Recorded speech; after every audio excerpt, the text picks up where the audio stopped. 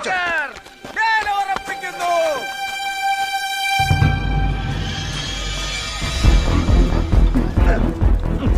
ഏയ് വെക്ക അവിടെ, ഇതെങ്ങോട്ട് കൊണ്ടുപോവാ?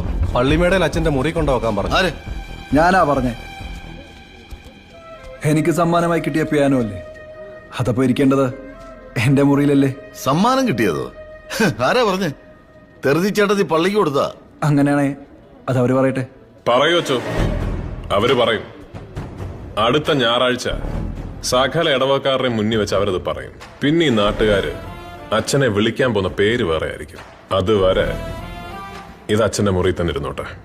ആ ആയിക്കോട്ടെ, നിങ്ങളെ ഏൽപ്പിച്ച പണി നിങ്ങൾ ചെയ്യുക.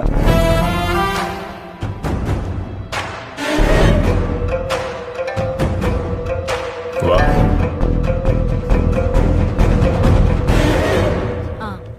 ഇതൂടെ എടുത്തോ. നീ ഇനി പിള്ളേരെയും കൊണ്ട് അടുത്ത ആഴ്ച വരുവോട് ആവശ്യം പൂട്ടി.